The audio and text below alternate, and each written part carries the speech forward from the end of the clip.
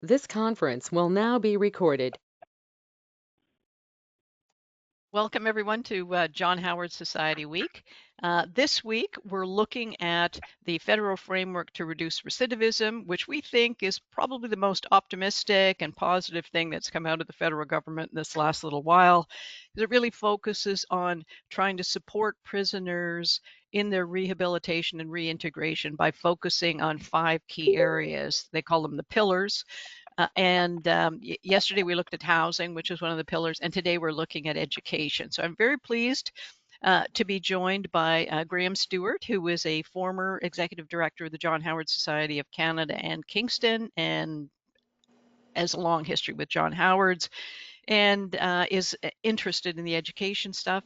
We're joined by Jimmy DeMaria, who is going to bring his personal experience about getting educational opportunities in the prison system, both a long time ago and unfortunately more recently, so we can see how things have changed. And we have Jan Gocher from John Howard Society of Ottawa, who is responsible for finding educational opportunities for people in the community, John Howard clients. So welcome all, and maybe Graham, we can start with you and the educational file. Thanks very much. Hi everyone. I have really mixed feelings about being here, essentially because I'm not really sure what I have to contribute. I've been retired now for 14 years, which presents two problems other than the fact that I'm also considerably older.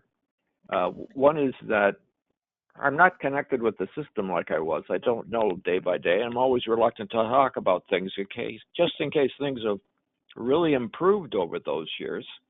And I might say something that turns out to be unfair to the system. The other thing is that over those years, I can't remember what happened before anymore. And so either way, I've got a problem. But I'm here essentially because I haven't figured out how to say no to Catherine. As I was thinking about this and trying to figure what I could possibly say that might contribute to the discussion, it occurred to me that we're talking about prison education like it's a new idea. And I think maybe the question isn't like how should prison education work or what do we need or what programs would be. The question is, why the hell is it still a question? Why are we still talking about this? And I looked at the blurb that Catherine sent me from the framework. And it says it all here, you know. I mean, it says right off the top, 72% of incarcerated individuals have some need for employment or education. That education is very effective at reducing recidivism. We're talking like 20 to 30%. You know, if this was medicine, that would be a fabulous kind of improvement. And it's cheap. It's like for every dollar spent, $6 and some cents. And this is, you know, coming from the system. The basic education is not sufficient, which is an interesting acceptance. For a long time, they were implying that that's all that was important was basic education. I've always maintained that what's needed in education is whatever the next step is for you. For some people, it's to learn to read. For others, to get a degree. Basic education is not sufficient, and then it goes on. The other thorny issue here, of course, access to technology. CSE will continue to advance pilot projects that examine ways to modernize infrastructure and essentially provide for computers. I was very surprised to see that and pleased. So the question is, okay, so that's not a debate apparently. That's accepted. This is presumably something that CSE has accepted and goes with. So the question must be that it's not consistent with the purpose of corrections. So I just went back, took another look, and when you look at the purpose of corrections, there are two of them. One is to carry out the sentence imposed by the courts through the safe and humane custody and supervision of offenders. Safe and humane. And the other was assisting the rehabilitation of offenders in their reintegration into the community as law-abiding citizens through the provision of programs in penitentiaries and in the community. And that's it. There's no other purpose. So isn't that kind of a perfect match? Your only purpose is to provide programs other than, safe environments. But your only purpose is to provide programs in penitentiaries and in the community that contribute to a person's to becoming a law-abiding citizen in the community. And then you've got this other document that says the most effective way to do that is with education. And it's well documented, it's well researched, and it's cheap. So what's the issue? Well, I had some interesting experiences with the prison education program, and particularly the post-secondary education that existed at one point in the federal system. And let me take you back. I want to take you back to when I was an infant in corrections, 1972. I want to read from you a statement that was made by the then Solicitor General of Canada, Jean-Pierre Goyer, because I think it gives you some idea. I'll just read you, this is part of a long speech that he gave in the House of Commons when he was introducing new initiatives and directions for corrections in Canada. And he says, even nowadays, too many Canadians object to looking at offenders as members of our society and seem to disregard the fact that the correctional process aims at making the offender a useful and law-abiding citizen and not anymore an individual alienated from society and in conflict with it. Consequently, we have decided from now on to stress the rehabilitation of individuals rather than the protection of society. Can you imagine anybody saying that today? Now you think all hell would break out in the House of Commons with something like that, but what happens? The Conservative opposition critic gets up and says, I have read carefully during the lunch hour the 9-page statement of the Solicitor General with reference to penal reform and corrections. Many of the items contained in the report have been recommended by this party. I hope this statement involves not a question of propaganda, not a question of words, but is rather an indication of some action to relieve the situation. I mean, to me, that's so interesting that was something that a politician would feel that they could do, and the opposition Conservatives criticize them for not going far enough and not starting sooner.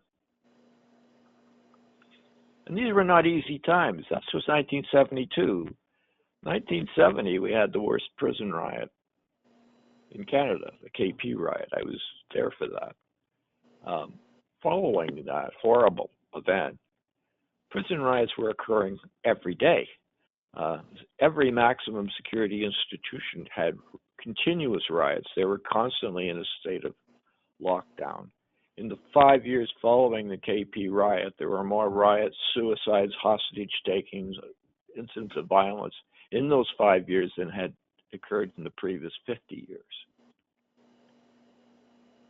So it was in that context that Goya made this particular statement. But it was an interesting time. I was just coming into corrections. I thought really that things could only get better. Things were on the verge, and it was an environment where many things were happening. In part, in response to the violence in institutions, the McGuigan Committee was established, a parliamentary committee that was set about to examine the prison system. And to put it in a nutshell, what they concluded was that corrections had to follow the law. Policies couldn't be arbitrary.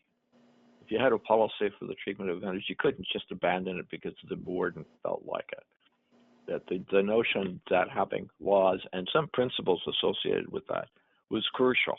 I think for me, it was the beginning of the end of the notion of prisoners as slaves of the state, having no rights. But that wasn't the only thing that was going on. There was the Law Reform Commission, which was producing dozens of books booklets that dealt with all the principles and ideas around corrections and criminal justice.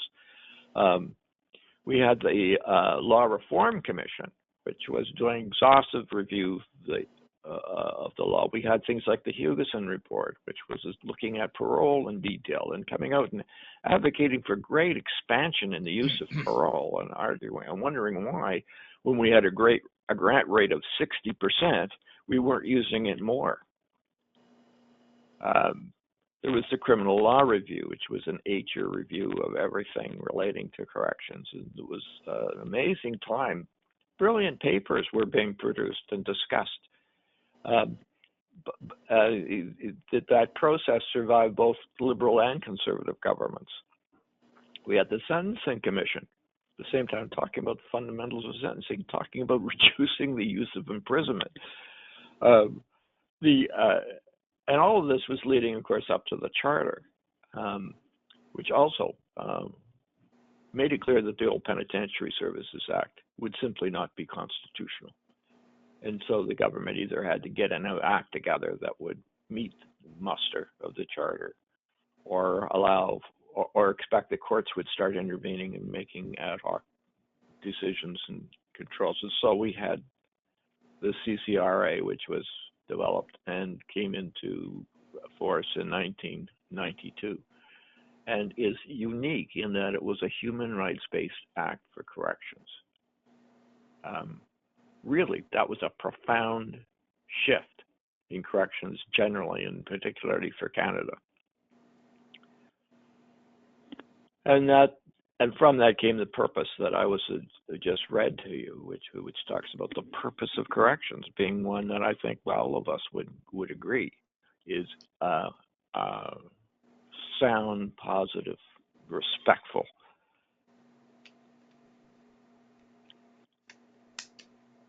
So in that kind of an environment, it's probably not too surprising that prison education started taking on some significance. We had always valued education as a society. I mean, we make education both free and mandatory for children. You know, as a society, it's just not some kind of a novel idea that maybe we could pull some tricks with some educational programs. It's always been in our core. So when we deprive people of education, we know we're depriving them of something that as a society we really value. And the reality is that not everyone has the same kind of educational experience as children. Most people, would never give it up or can only see the benefits that occurred to them, but other people did not find education in school to be a positive experience. And if you've got other problems in your life, which make it very difficult for you to be a student, the only thing you really learn from education is that you're stupid. Education can be a really destructive kind of environment if it's not sensitive to you where you are in your particular needs. So we're seeing people in prisons, many of whom had very poor educational experiences as kids, and come up with being really questioning their abilities and wondering if they could. They don't really understand why their sister can read and they can't. They can't really understand it, other than there must be something wrong with me. Which raises the point, I think, of the amazing potential of education in prisons to not only learn stuff, like how to thread a needle, but to find out that you may be much better off than you think, that you're much more capable than you think. You're not stupid. That's not why you had trouble in school. So put in the right context, education has far more than just the accumulation of knowledge. It's not just getting a computer skill or learning how to swing a hammer or something. It's finding out who you are in an environment. And the thing about education is it's very hard to have educational programs that are nasty. You know, as soon as we start talking about learning, we talk about a whole different set of values, a whole different atmosphere. We start bringing in teachers that recognize that this whole thing is about discovering your potential. So in 1972 and thereafter, Canada began a post-secondary education university program in federal prisons, starting in Simon Fraser in BC, but it was here in Ontario as well. I say here because I'm in Ontario. Hundreds of guys, if not thousands, got university degrees, and some got or university credits, and some got degrees. There was a high level of participation, and it wasn't just the really bright prisoners who'd already had a fairly good education. It was an astonishing mix of people of various abilities and so on. And it's interesting. I'm getting ahead of myself here. The other thing was that these programs, all of these teachers were taught by professors from the university. They weren't staff of corrections.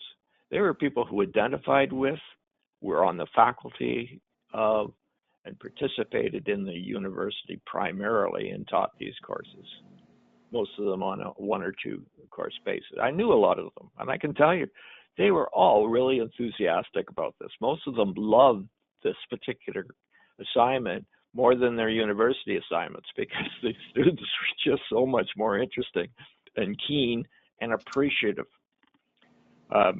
So there wasn't a shortage of getting people to teach. So it was fine, and they got excellent results. The research that was done has shown that, in fact, not only did they get high participation, but they were able to draw this to very serious and substantial reductions in recidivism. And this was done by a research project that was actually funded through SHRC. It was an external research program in corrections. So I try to name another one, which has been an objective, professional, academic research study that was accountable to a system, to people, and created by people outside of the system. There were some really interesting observations in this too, that when they did this research, which was quite exhaustive. One was that the people who benefited the most and seemed to get the biggest effect in terms of recidivism reduction were high risk. The people that were seen by the risk scores as being most likely to reoffend were the ones where you saw the greatest effect. They weren't the lowest group to reoffend, but you got the biggest effect. Another group that was very interesting was the people who got the most benefit and seemed to get the greatest reduction in recidivism were those who got the lower grades, not the high grades. They weren't the really bright guys that were already fairly involved in education. They were the ones who came into these programs thinking they were stupid. And when you begin a program really thinking that there's something wrong with you, getting an average grade in a university program is life-changing. And of course, it's just the beginning. And for those who can experience that kind of situation,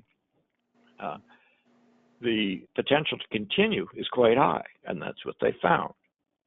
The other found that of the age groups, the ones that were the youngest and the oldest did the best, had the highest effect.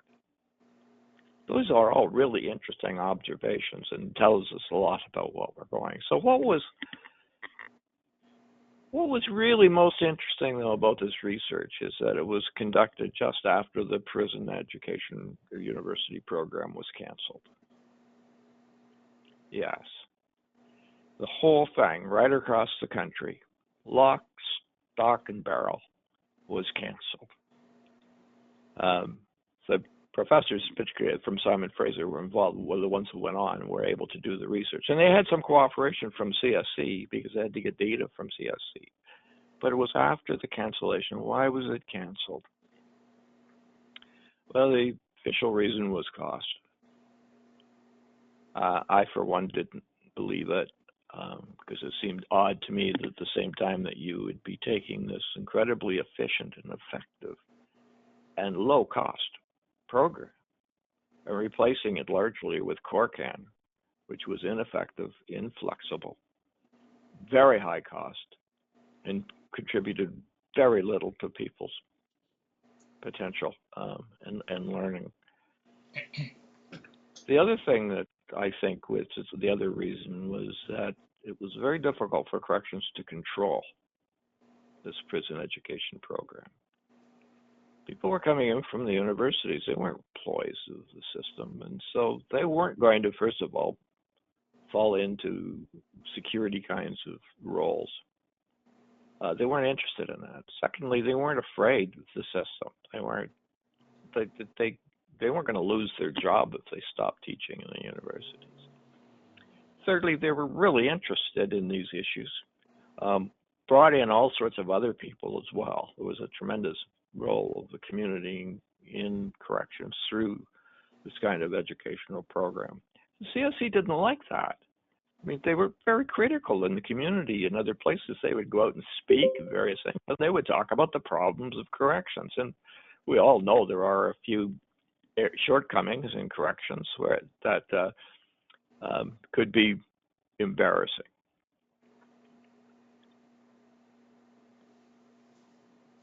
Shortly after that, I guess a few years after that, corrections also decided that computers were a problem in the system. Many guys had computers. Basically, if you had the money for one, then it was essentially the same process as buying a radio for yourself. You could get a computer. Many of them had it. But they decided that was a problem. Now, I was on a committee that was set up in response to the criticism at the time to look at computers and was there a solution to this problem? And I can tell you, yes, there was. There was really no real problem other than inconvenience, and to some extent, public image. There was a few guys that had some risky kind of images on their computers, which they took off the TV. It was publicly available stuff, but nevertheless, it was a huge stink, and corrections all of a sudden thought they were going to have to scrutinize all these computers and look for images, and they didn't know how to do it and whatever. But I can tell you, I met with the security people, I met with the IT people for corrections, and all of these problems were solvable. It was just a nuisance. So in my view, both the school program and the computers were a nuisance more than anything. And the rest was all made up in terms of cost and security and stuff. You can use security to argue any damn thing. So where was I going with this? So I think that's, if you're wondering why I like Graham to speak, it's because he brings the history. And unfortunately, to get progressive, we have to look at what has been done to some extent because it was much more positive a couple of decades ago. Maybe Jimmy can talk a little bit about what his educational experience was, and then we'll go to Jen, and then we'll have a general discussion about, how we can get things back on track. Jimmy, would you mind sharing your experience with the educational opportunities in those two time frames? Yeah, absolutely. I'd love to do that, Catherine. And by the way, thank you, Graham. That was really good. It brought up so many things here that I kind of forgot along the way what happened. But thank you for doing that. That was really, really good. So I started my educational journey when well, first of all, I was a grade 7 or 8 dropout to begin with when I first went into the system. And so education wasn't a big thing with me. I just labored as a young man all my life and then went into the system when I was about 26 years old. I'm a lifer. Started off at Millhaven and just did manual labor and stuff like that through the system. And when I got to Collins Bay, after about 5 years, I noticed something, and I'm alluding now to what Graham was talking about. I noticed a lot of older guys that had been in for a long, long time, and they were actually taking a lot of university courses in there. And as a matter of fact, some of them were actually going right to the university from Collins Bay, not even from the camp, right from behind the wall. And I noticed that a lot of them were really, it was a big incentive for you to do that. It was something that your parole officers and case management team at that time, they really advocated this type of approach here. And so what happened was it kind of stuck in my mind. And when I ended up going eventually, coming to the end of my sentence now, where, well, my sentence never ends as I'm a lifer, but coming to the end of my minimum that I had to serve on a life sentence, which was 10 years, I was in a camp. And one of the things that I wanted to do was I wanted to ask if I could go to an outside, they were offering an outside college program in real estate at that time. And by this time here, I was already taking, like secondary, post-secondary stuff. Not, sorry, secondary education, like grade 8, 9, 10, that type of thing. I was taking that already. And so when I got there, I asked, I says, God, I'd like to go and take this, right? And I noticed that the only place I can go was Aurelia. Now, we were at Beaver Creek at that particular time. And so what we had back then, we had something that we no longer have anymore.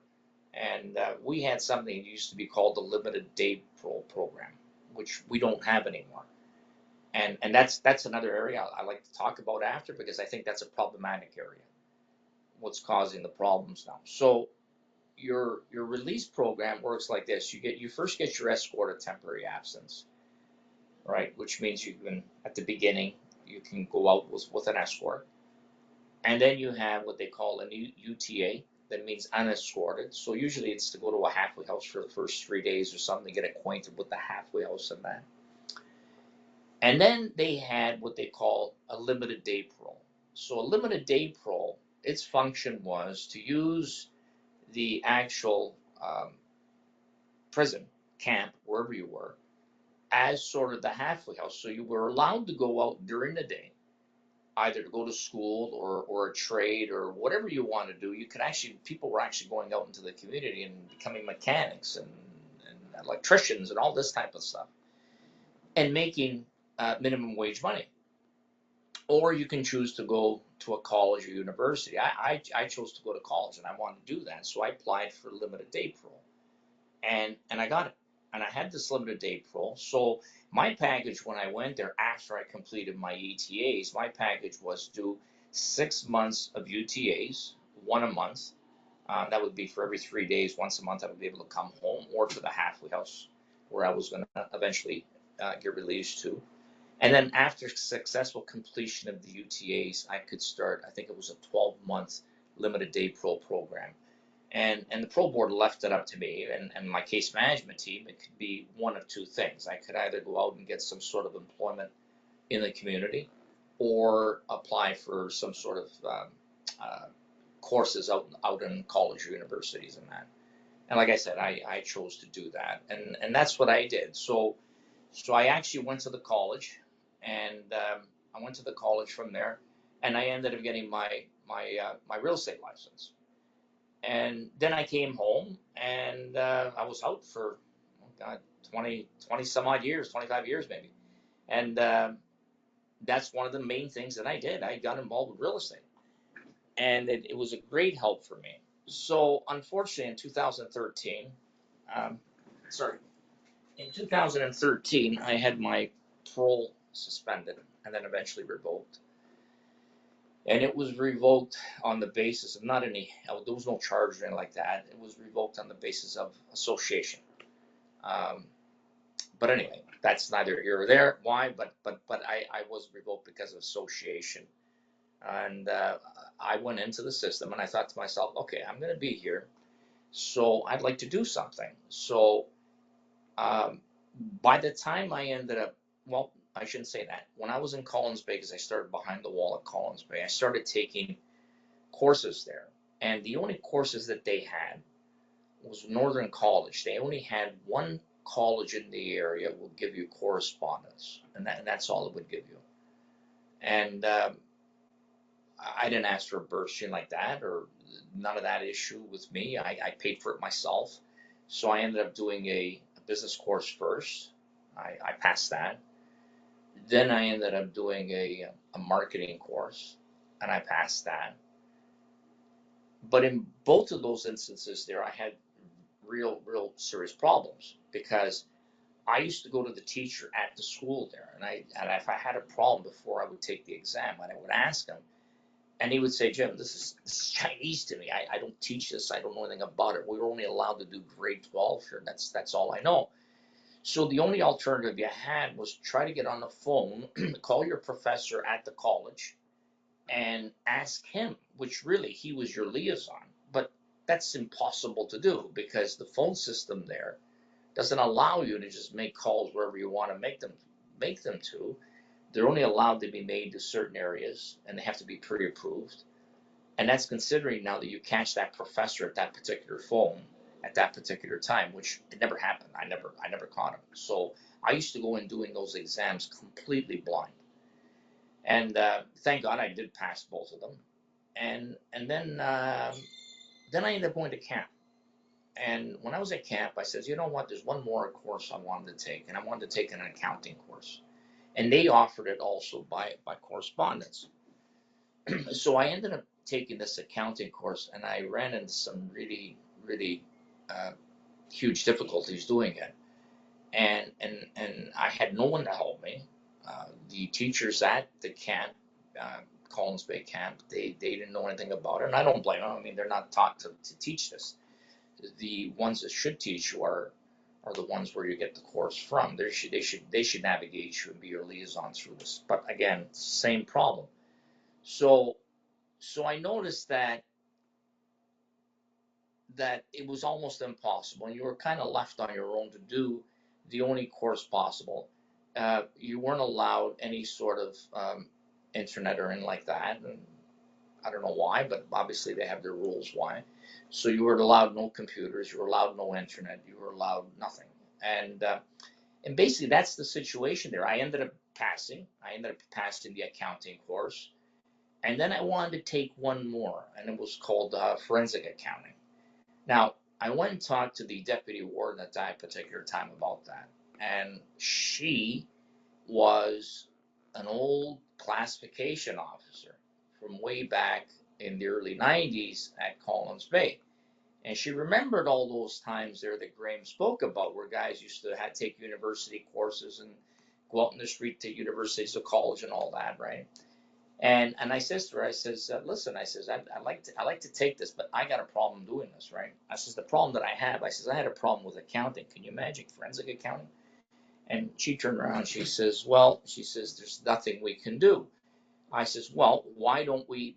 Because you see, the way they have the passes now to go outside the institution, they would have, and that would be also, let's say, people that work at, let's say, the pizzerias or work at one of the work farms or the apple orchard or whatever it is, you have to be escorted out.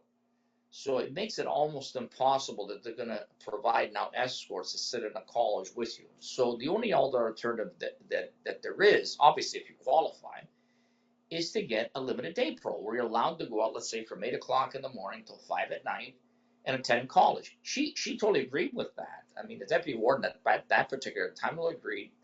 She did agree, and she was going to make a pitch back then to regional headquarters. Unfortunately, she had started doing her homework on that and started moving a couple things, this and that, and then I'm not sure what happened. I think she retired after that, and really there was no one else to really pick it up from there. But that's really what happened, and I did not take the forensic accounting course because I had a problem with the accounting. I was not going to take forensic accounting under those circumstances. There's no way. So going back to what happens now in regards to what I seen, there's nothing. After grade 12, there's nothing. The only thing they had, like I said, in Ontario anyway, we had Northern College up there in Timmins there that would allow, and now I heard that that no longer exists also. So after grade 12, there is no post-secondary education. There's nothing. Versus 30 years ago, there was, just like Graham, explained earlier. There was all kinds, and I'm not going to get into names or stuff like that, but I know so many of those old guys that took those university courses and are out here today, really successful, have never been back. Most of them are lifers, never been back. A lot of them actually, and you probably know what I'm talking about. A lot of them actually are participate in different things to help guys get out and all that, and that's their background. This is where they learned. I mean, a lot of them took different courses at universities and that to help prisoners once they get out, the criminology courses, so on and so forth, right? So it was really a successful time back then, and it was again, it was actually promoted by the case management teams. It wasn't only that you wanted it. The case management team actually told you this is something we expect from you. We want you to do Yeah. that. Your education doesn't end at grade 12. It goes on past that. And today we don't have that anymore. That longer exists. Once you got your Yeah. grade 12, I mean, I took the extra step to turn around and enroll in college and pay for it myself because I wanted to do it, because I wanted to spend my time Yeah. in there, whatever time I had till I went home, as best I can and as useful for me as I can, because I am in business on the street. So those three courses that I took, accounting, business, and marketing, I knew would only help me, right? So Yeah. that's why I took it. But it's not something that. Now, I just wanted to get into something else just for 1 second here that Graham brought up that really struck me. When he said that one of the reasons, and I remember this too, Graham, when he said that one of the reasons there that they had stopped these programs was because of costs. So I just like to bring something forward because I find this a little bit, and again, we're going in from one thing to another here. I mean, if they want to reduce cost, CSC, and what they should do is I think they should turn around here and save money on healthcare, because you have an aging population in there right now inside those prisons, all right, that need a lot of healthcare. Yeah. And that healthcare they provide in there comes out of CSC's budget. They could turn around, save that money, put it into education, and now let healthcare become OHIP. That's our problem. OHIP, not CSC's budget. And this is where you start saving some money and put it into education. But anyway, I just wanted to say that. I Well, know it goes from one um, thing to another, but we're I, with I you on that, Jimmy. I think what's important is, from your experience, much better things were possible and continue. I mean, it's the same legislative framework. So, we should be able to get back to that. So we'll get to that after we hear from Jan about what's happening to our guys once they're in the communities. Over to you, Jan. Thanks. Thanks, Catherine. So, yeah, I wanted to really sort of to talk about the journey of education that we've had at our local John Howard Society in Ottawa. Um, and I'll start by talking about what led me to the approach that we really follow today. My start with corrections education was at Rideau Correctional Treatment Centre, and I was there for a few years running an education program. And so many of the guys were coming in and out, in and out. And I would say when they came back into my program, nice to see you, not why are you here again? And so many of them would say, Jan, don't think crime doesn't pay. With our level of education, we can only get a minimum wage job. We'll do 5 crimes, get caught for one, and come and do a bit of time and start the cycle again. And I thought that was incredibly sad. A few years later, coming to John Howard Society of Ottawa, the message was still strong. I started as a part-time coordinator, and the education program was very small. We had 7 volunteer tutors and we had 7 clients. We needed to grow. We needed to start decreasing the recidivism due to clients not having anything to move forward with. So I think, sort of comparing to Jimmy, I'm talking about the other end of education, that sort of really people don't have even literacy skills. Our first funding proposal that I went for was outreach literacy through the Trillium Foundation. This allowed us to start to make community partnerships. We went out in the community, and this helped us to advance education beyond the John Howard walls, but still with our client group. We were actually accessing our clients where they were, sometimes in shelters, sometimes in drop-in centers. At the time, people didn't want to come to our office. We needed to build trust. So we went where they were, and we would hope they came later, and they did. So this was an example of us asking ourselves, what can we do better? And this is an ongoing theme on what I'm going to talk about. In this case, leveraging partnerships and going out into the community. And somewhere along the line, we called our first program Skills Plus. Around 2007, we were experiencing an issue where clients were ready for their high school, but when they attended what was available in our community, they weren't successful. So we applied for funding to support a partnership with our local college, Algonquin College, to start a grade 12 equivalency right at our John Howard Society main office site. It became the ACE Links program, and it's been highly successful with so many clients who had never even dreamed of getting their high school, go to college, get into apprenticeship programs, and even university. Another example of what can we do better.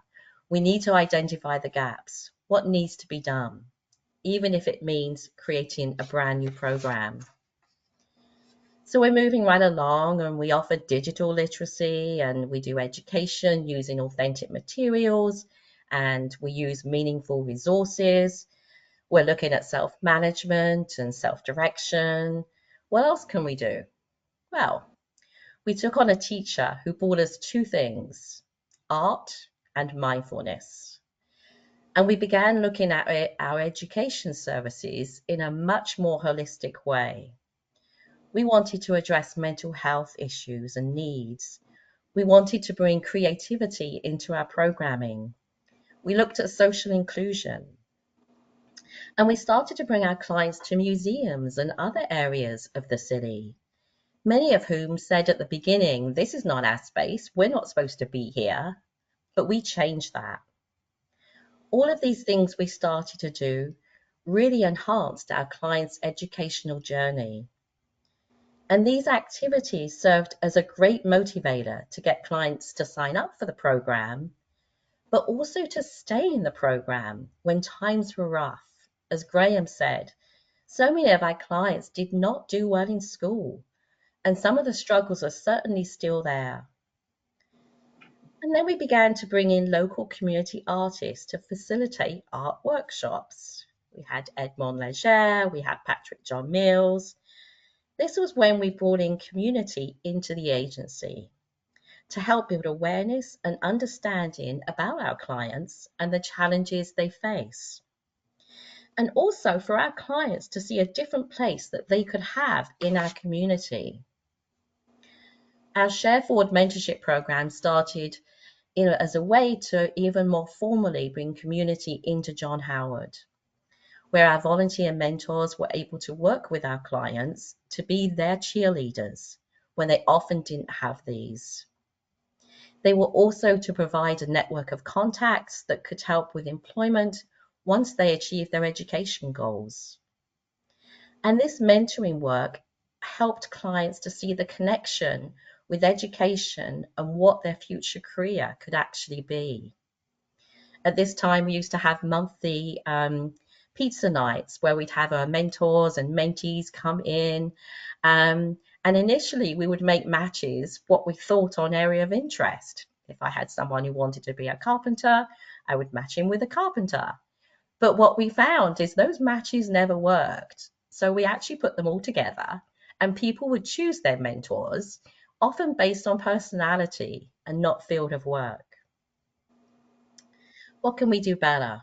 Well, what we saw was that when we brought in local artists into programming, our client performance often improved in the education programs.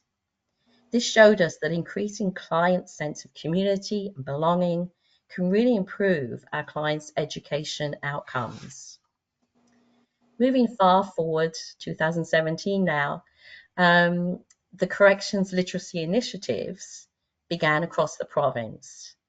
These were a very unique partnership between, and still are, partnership between the Ministry of the Solicitor General and the Ministry of Labour, Immigration, Training, Skills Development. These provide literacy program in our local jails. And we started our own key skills at the Ottawa Carlton Detention Centre. We have 2 staff teachers working there, and they've created a very successful program. From day one, we had a huge number of self-referrals, and we weren't really sure when we started if people would come forward and say they wanted help. But the fact is, there was really a huge demand, a need for the program that we were offering. One client noted with this program, it seems like we're actually going somewhere while standing still in jail. We see over 100 clients per year. Reading, writing, math, mindfulness. But the important thing here is the integration with education services when they actually leave. Often to our own John Howard Society programs, but also to other programs in the area they are moving to. This program is a starting point to think about education when they didn't think about it before. So many of our clients failed in school, as Graham mentioned earlier, learning disabilities, addictions, life circumstances. They learn to think of school as hard, unpleasant, something that's not for them, something that doesn't work for them. Our program really changes that. They can be successful in school. It's not going to be unpleasant. It's not going to be a struggle, but it can actually improve their life. During the pandemic, when all of these programs actually closed down, one of our staff had the ingenious idea for us to use the visitor section to continue meeting with our clients. The plexiglass was already set up, so we were really excited to continue through the whole pandemic. Also during the pandemic, we were able to provide laptops and phones to our clients so that they could continue learning. This had really long-lasting benefits. Clients became much more comfortable using technology, and now we can offer hybrid education services. This removes so many barriers for clients accessing services, whether it's transportation, childcare, or just going to an appointment that would get in the middle of being able to come to school that day. This allows them to continue their learning and not lose momentum. And this type of technology opens up people to all kinds of distance learning that is out there these days. Also at the time, we have accessed funding for our food program. We do weekly community lunches. We have community kitchen, breakfast every day. There's a food cupboard. We all know that if you're hungry, you cannot learn. So what can we do better? Well, in this case, a lack of food or food insecurity is certainly a barrier for our clients and a gap that we saw. So we incorporated the food program to really fill that gap. And more recently, to help support the idea that education is not just about improving reading, writing, and math skills, but it is also the importance of social belonging, about being part of the community. We have really upped our game with community partnerships to support our creative classroom. We started with the Ottawa's Blues Fest, which is a major local music festival here in Ottawa. We had the founder, Mark Monahan, into our space, and he really wanted to help see our clients be successful. He was so excited to play a role in the work that we do at John Howard. We have 2 musicians coming in weekly, and more recently, a spoken word artist who the clients love. This all comes back to literacy and education in a very meaningful way for our clients. The skills they develop in learning guitar will help them in other areas of their life. What can we do better? Well, these types of activities provide incredible engagement and continued retention in the education programs. And then we started an open mic coffee house. This is where our clients can perform, they're learning self-confidence and another feeling of belonging. We started small, but a year later, we welcomed so many of our clients to perform. And also, we welcome many local community musicians to perform as well, which brings the community back in again and helps our clients feel part of the community that often they didn't before. And aside from the performing aspect, these coffee houses are just fun, a fun social time. Out with a fabulous meal. We have two local amazing chefs give up their time to cook a meal for our monthly open mic coffee houses. And at the last one we had, one client turned to me and said, "This is the best night I've had out in years." And finally, last November, we had an art exhibit at the Ottawa School of Art. Our partnership began 9 months before when they agreed to showcase our client art for free. We'd approached many other places and they wanted to charge many thousands of dollars. So we then spent the next 9 months preparing. We brought it back our community artist Edmund Leger to facilitate workshops.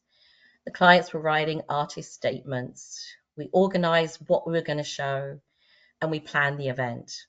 CBC Radio covered the event, and at the vernissage, we had over 60 community members. And one of our artists sold 2 of his pieces, and he won a scholarship for art classes in 2024. To end, my approach to education in the community is 4 things. Number 1, make partnerships and work in the community. We've really come full circle from all those years ago where we were out doing outreach literacy, because in the last year we've been doing that all over again, when the ministry gave us funding to do outreach literacy. And we've been out there. We've been to our Housing First programs, we've been to drop-in centres, local community health centre. We've been there wherever they have us to really facilitate literacy. Number 2, work with the community. Bring artists and other community members in to lead workshops and events. There's plenty out there. People want to come in and help.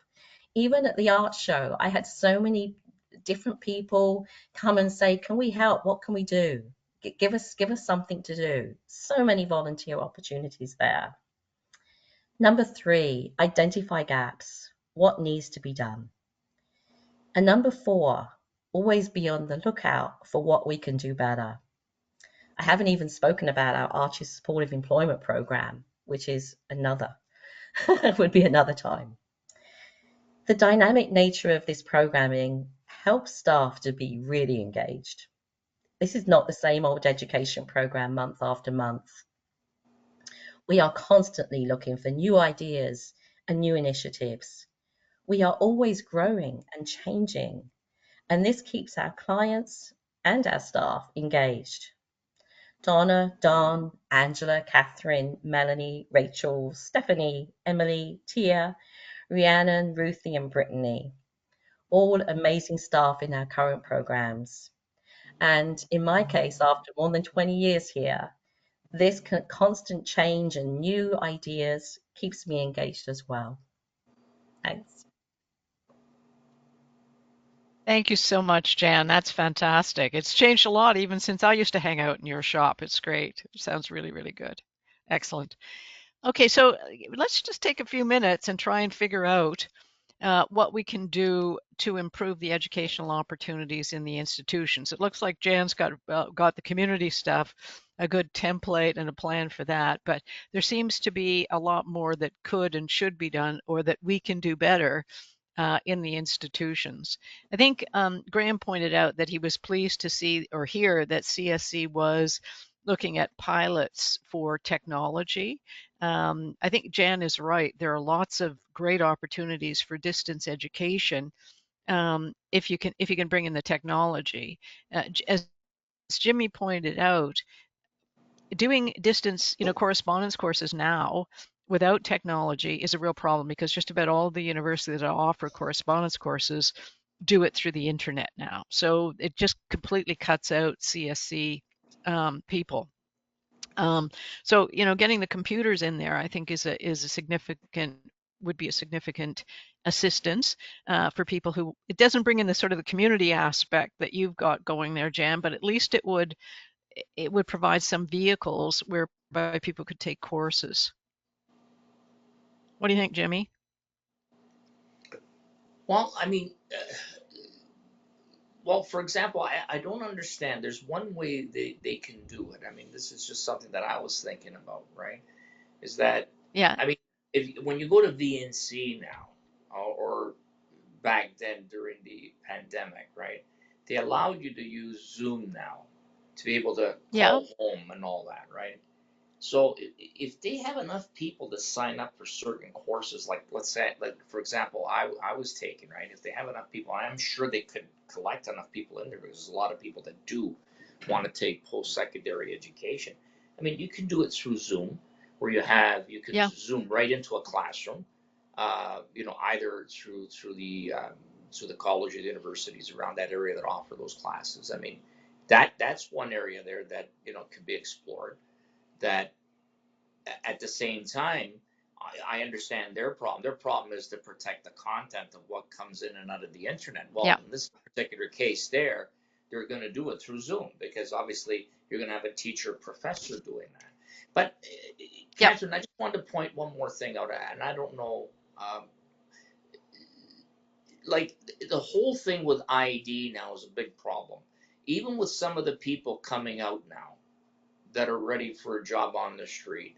All right, that's another area that should really be looked at because a lot of them are coming out here now. If you're looking at reducing recidivism, and I know I'm going from education into another thing, but I just wanted to point this out.